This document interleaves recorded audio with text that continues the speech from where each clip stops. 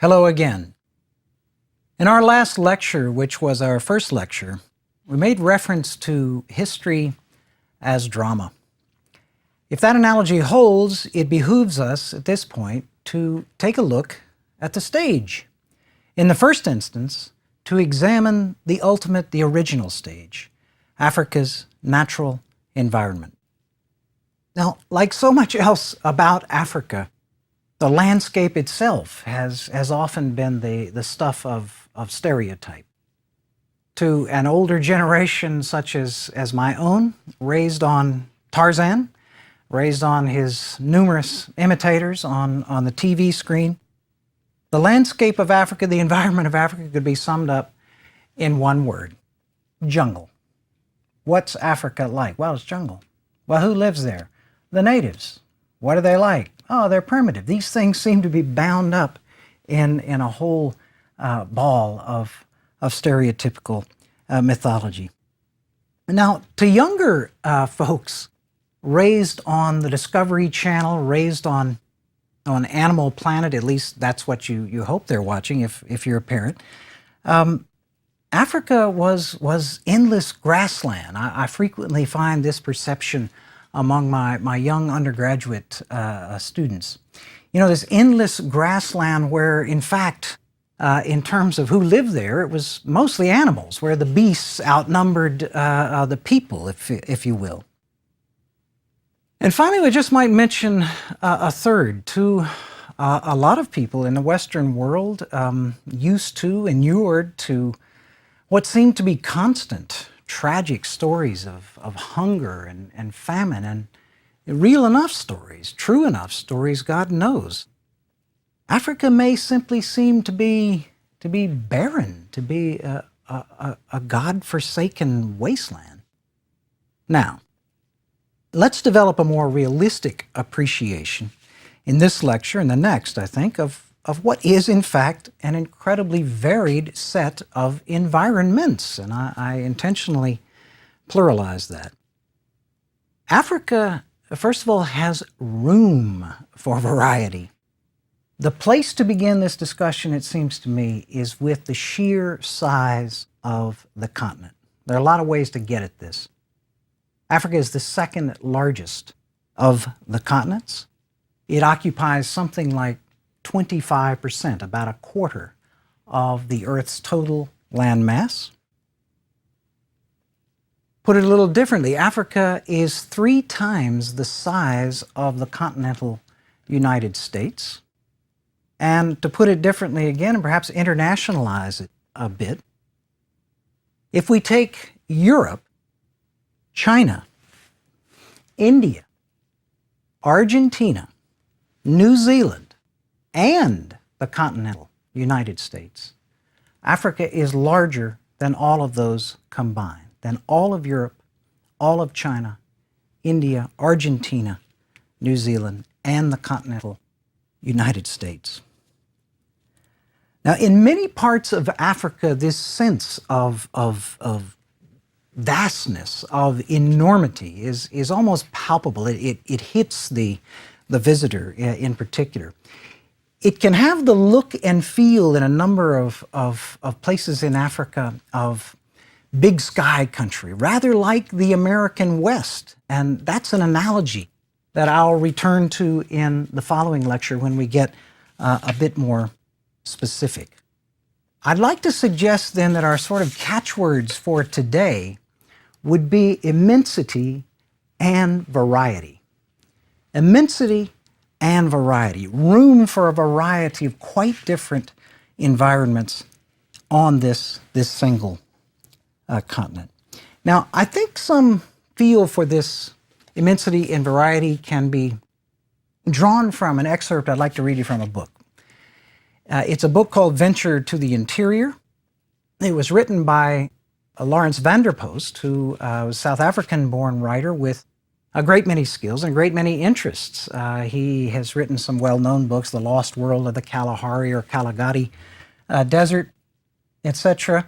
I later wrote a book about the the noted psychotherapist or psychological theorist Carl Jung. In 1949, Vanderpost, for reasons that don't concern us here, was commissioned by the British government to undertake a journey over a portion of what we could call South Central Africa. He wound up in the modern-day countries of Malawi and Zambia. And he wrote an account of it, which at one point I think conveys this feel of immensity and variety rather well to me. This is what Vanderpost had to say. You'll notice, by the way, that he also uses my favorite analogy here of drama, and also that he adds another, and that is a comparison of land, in this case, with the sea. Vanderpost. For it is a drama of great and absorbing interest, this continent of Africa, as we saw it that morning after the storm. It is a drama in the sense that the sea is one. I do not know of any country, except perhaps the far interior of Asia, which is, in terms of earth, in terms of solid matter, so nearly the equivalent of the sea. There seems to be no end to it. One goes on for thousands of miles. One goes on until one's eyes and limbs ache with the sight and the bulk of it, dazzled by this inexhaustible repetition of desert, lake, escarpment, plateau, plain, snow-capped mountain, plateau, plain, escarpment, lake, and desert again. And one almost thinks and hopes that there will be no more of it. But in the morning, across the next horizon, there is more.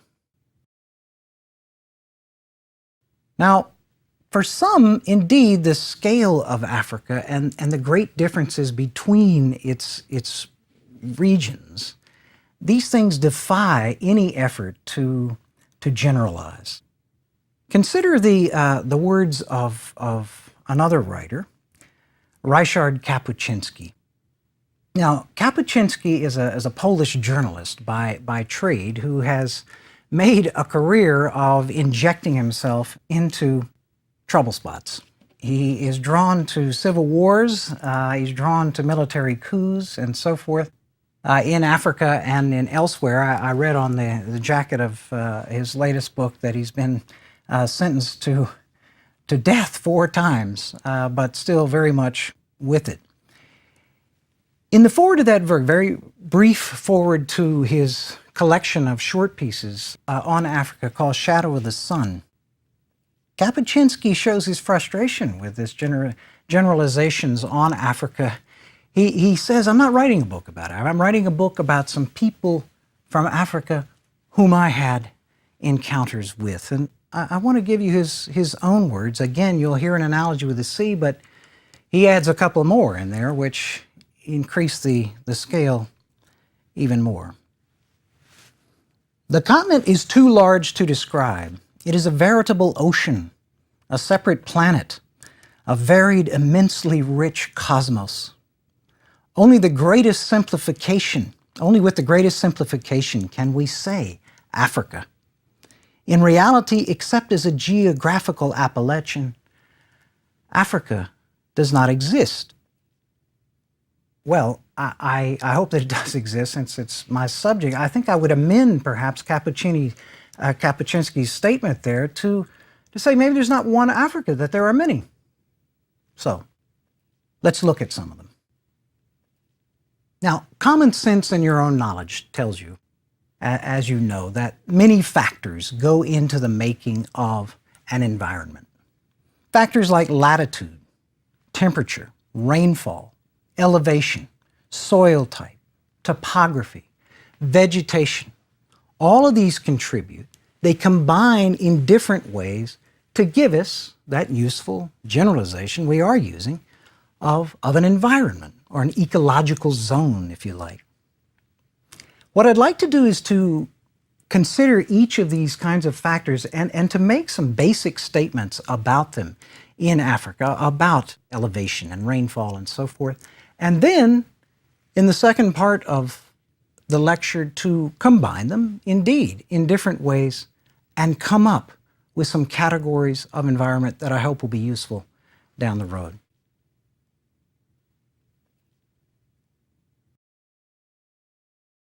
Now, a phrase like tropical Africa practically rolls off the tongue. This may be wrapped up with the whole jungle thing. I'm not sure there, but tropical Africa, and indeed, technically speaking, most of Africa is tropical. It lies between the tropics of Cancer in the north, the Tropic of Capricorn in the south. Most, but not all. In North Africa, it largely lies outside of our purview, but all of North Africa's coast with the Mediterranean lies north of the Tropic of Cancer. In South Africa, one of our key countries, the Republic of South Africa, modern-day South Africa, that country lies almost entirely south of the Tropic of Capricorn. It's therefore in the temperate zone of the southern hemisphere and not in the tropics.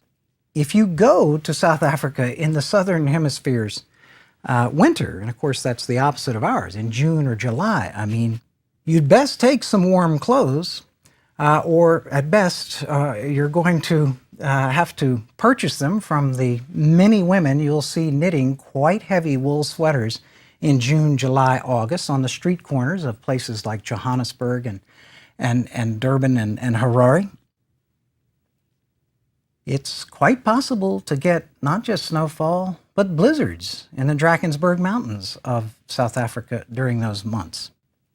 Now, I mentioned mountains, and of course that leads us to another of these key elements, and that is elevation. As we all know, elevation cuts. It counteracts the effect of latitude on temperature. So much so that places that lie directly on the equator or very near to it, if they're high enough, can indeed have permanent snow and ice packs. And two examples from our region, from our continent, are Mount Kenya, which lies almost exactly on the equator, but at 17,000 feet, permanently glaciated at the top. Only 3 degrees south of the equator, the nearby peak, which we'll talk about in the next lecture, of course, Africa's highest mountain, Kilimanjaro, and again, permanent ice and snow on those places. Now, even aside from these great mountains, if we're on Africa's high plateau, or I'm going to be non-French here and say plateaus when I'm speaking in the plural, but on these high plateaus of Africa, again, they're far cooler than one might think from the mere latitude lying in the tropics. And plateaus, we have. I'm going to suggest an image here. If you went to your cupboard and took out a cereal bowl and then took that to a counter or a table and overturned it so that it was lying upside down, you'd have a piece of ceramic or what have you that rises quite quickly from its edges and then flattens out, of course, across the bottom. For a lot of the African continent, that image works fairly well, particularly not just southern Africa, but the whole southern half of the continent, really, as well as substantial portions elsewhere. Again, that works pretty well. What I mean is that from the ocean, the landmass tends to rise rather quickly and then tends to flatten out into these large plateaux, which give us Africa's great plains. One effect of that is that in the southern half of the continent in particular, the great rivers, great as they are, the Congo River carries more water to the sea than any river on earth, but they do not serve as conduits. They do not serve as avenues for communication or transportation into the interior. And the reason, of course, is that they fall over great rapids on their way to the sea. They fall from these plateaux in the interior to the low-lying coastal plains before reaching their mouths. Now, having said that about how elevation cuts the effects of being in the tropics, nonetheless, we are in the tropics. Much of Africa is tropical indeed, and it is warm year-round. Now, why do I emphasize that? Year-round warmth. I do so because that fact, along with another one, the enormous age, the great longevity of the African land mass, of Africa's soils, and originally the rocks from which those soils came from. These are among the oldest land masses on Earth. The year-round warmth combined with the age of the African landmass means that Africa's soils have been exposed for a long time. Africa's soils are old, exposed, they are weathered, they are leached. The year-round warmth, the significance of that is that the decomposition of organic matter does not take a break in winter. You want some decomposition of organic matter. That's what provides so-called humus in the soil. But if it continues, it breaks down completely, and you're left with a relatively low fertility. Most of Africa's soils are indeed relatively poor. Only about 8% of Africa's landmass is cultivable, and only about 3% could really be described as fertile. Those areas tend to be in the volcanic, mountainous areas such as Ethiopia, the lower bases of Kilimanjaro, and so forth.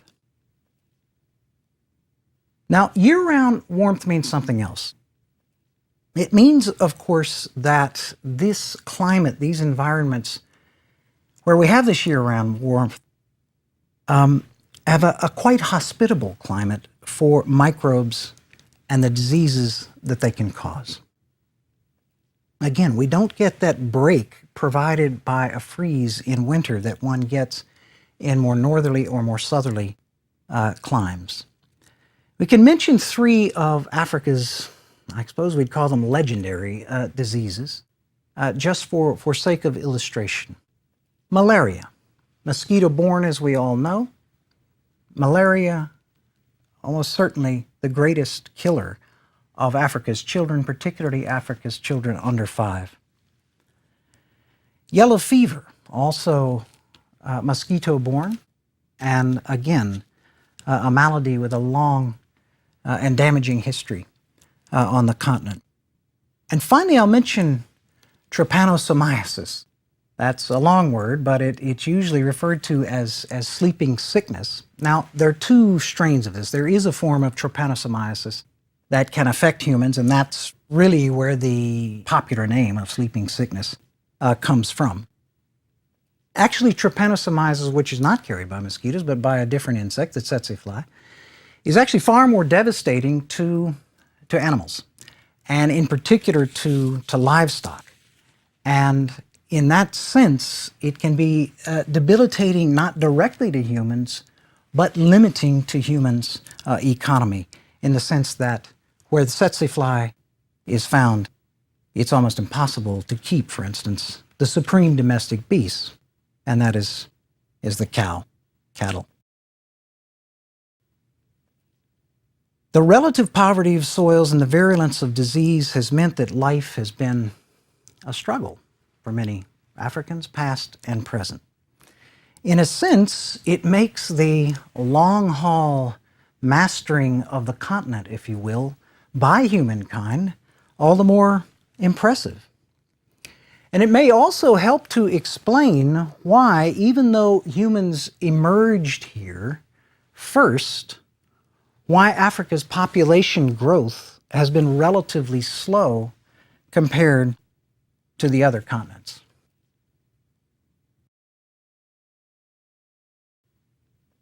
Now, back to our key elements for a moment, our key factors, okay? What about rainfall?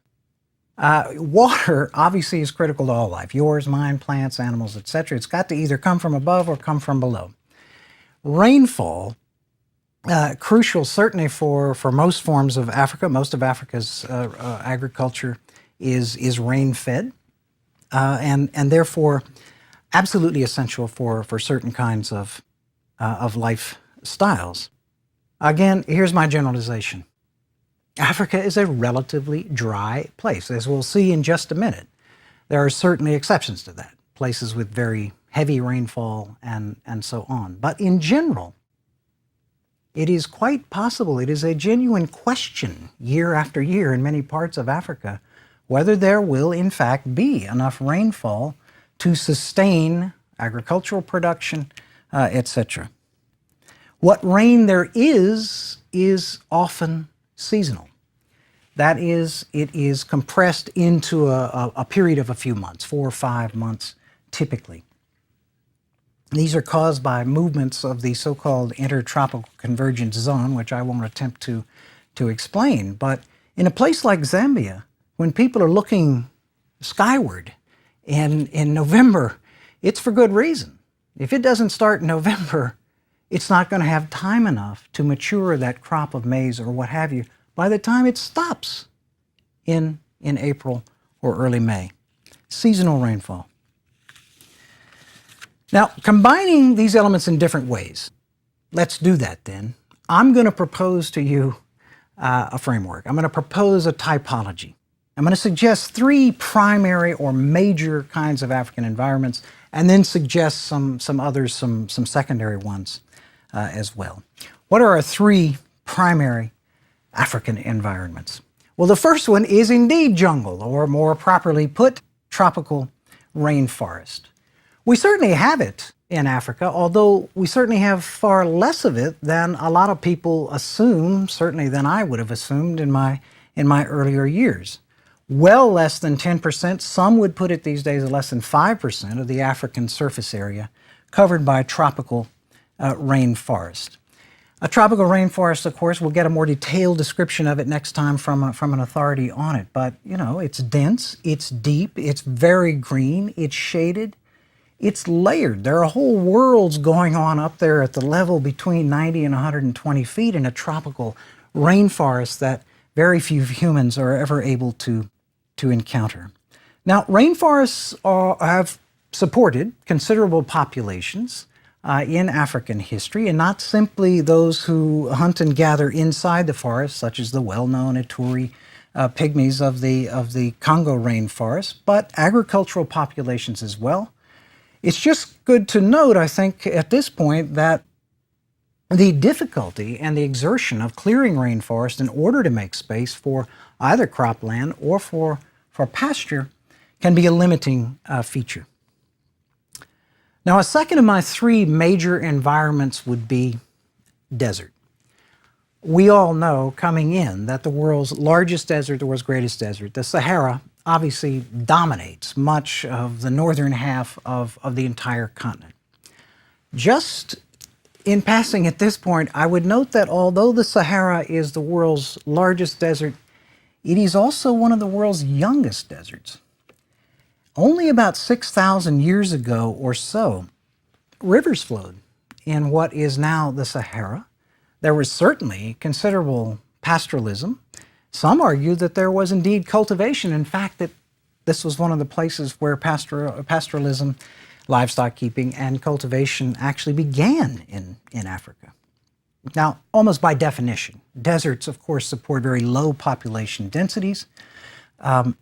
One is either dependent on hunting and gathering, or at the very best, nomadic pastoralism, such as the Tuareg, a very tough people indeed of the Sahara in West Africa practice. Now, beyond the Sahara, I put it this way. Think of the corners.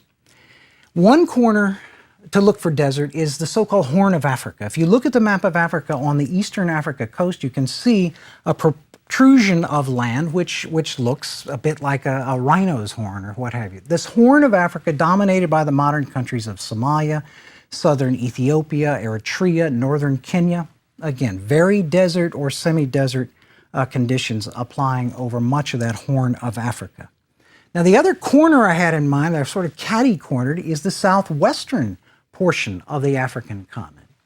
Here we can find 2 great deserts. One would be the Namib, which is this is a desert's desert. I mean, this is a desert with a capital D. You know, this is a desert of the the real sand dunes and so forth. It runs in a fairly narrow strip along the West African coast, again, the southwestern African coast, and of course from Namib comes the name of the modern country of Namibia. Now, next door, a bit further east, and Africa's second largest desert would be the Kalahari or Kalahari. It's the same word, it's just alternate spellings. Dominating, again, most of the modern country of Botswana, Namibia, portions of the northern part of the Republic of South Africa. Now, the third of my primary environments, and this one I really want to emphasize, is savanna. High in elevation, gently rolling to flattish, alternately wooded and grassed. These are our plateaus. These are Africa's Great Plains.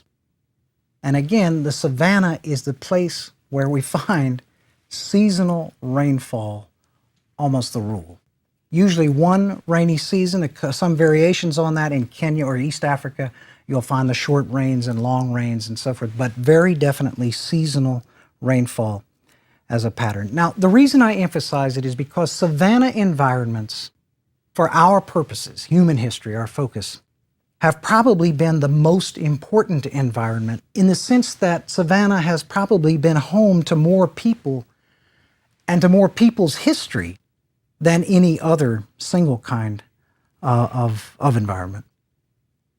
Not only people, but it seems that states, kingdoms, empires flourish in savanna environments. Is that because of the openness of the country, where agricultural people find it necessary to organize for defense against the possibility of relatively sudden attack?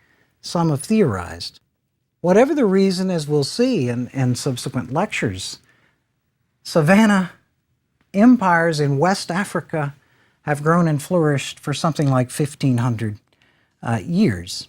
The great African historian Jan van Sina, the book that made his name was one called Kingdoms of the Savanna. In other words, the political fact interacting with the environmental fact in a very different savanna belt running south of the great rainforest of Central Africa. Okay. Now, in addition to these three major ecological zones, I'm going to suggest a few what I've called secondary ones. Now, of course, there's nothing secondary to the people who are living around them. Their lives are often dominated by these features. The secondary environments, these additional environments I want to emphasize, are particularly affected by elevation or by proximity to water.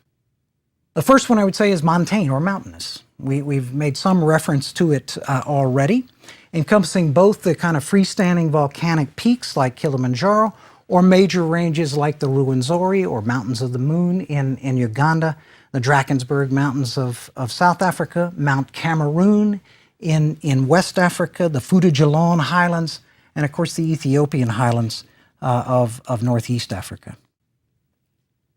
A second of these other environments, secondary environments that I would emphasize would be lacustrine, which is a fancy way of saying lakeside. And people's lives obviously are affected by the resources, fish most obviously, that these lakes provide. East Africa's Great Lakes region, and we'll make reference to that at numerous junctures in our subsequent lectures, is certainly an example of this. A third type, again affected by proximity to water, are river and or river valley environments. And I don't have to tell you that this often is the dominating fact. I mean, we can't imagine ancient Egypt without the Nile. And peoples living along the Zambezi or the Congo or the Niger or what have you very much find their lives dominated by that. Now, a point that many people have made, but it's worth emphasizing, is that, of course, rivers often wind up marking political boundaries between nations, etc. In reality, of course, they more often, in actual history, attract people to them and therefore bring them together as opposed to serving as the barrier between them. Now, finally, on these other environments, to say a place is coastal speaks for itself. All over the world, nearness to the sea has been a major determinant of economy and culture. Now, North Africa's Mediterranean coast, for instance, lies largely outside of our purview in this course. But think the other end of the continent and almost exactly the same distance. If you look at the southern latitude at virtually the same latitude south as the Mediterranean shore of North Africa is north, we come, of course, to the Cape region of South Africa. And as we'll see in our next lecture, this is a very Mediterranean kind of environment, indeed, dominated by the wheat, the wines, etc. Now, in closing, I would emphasize one further point. And it's, again, perhaps one that's obvious. Environments are not static. They change. They change both on their own, if you like. That is the endless and almost unimaginably long atmospheric and geological histories of the Earth have, of course, produced ice ages and desertifications, etc., etc. And finally, of course, humans change these environments as well. And I said in the first lecture that the interaction and the effects of humans on the environment would be one of our recurring themes. Now, we're not going to explore that at this moment, but I would just note in passing that things like desertification, like deforestation, like global warming are having impacts with consequences on people's lives today. The Sahara Desert is expanding. It's young and it's still growing. The great rainforests of the central middle parts of Africa are shrinking, and that probably largely due to humankind's activities. Global warming has been associated with everything from floods in Mozambique to the decrease in the glacial snowpack atop Kilimanjaro. All of these things, again, quite real consequences for people in Africa today. Okay, I hope in this lecture that we've established a framework, a series of stages, if you like, for the unfolding of this human history, which will follow, and I hope it'll prove useful to us in our subsequent lectures. Thank you.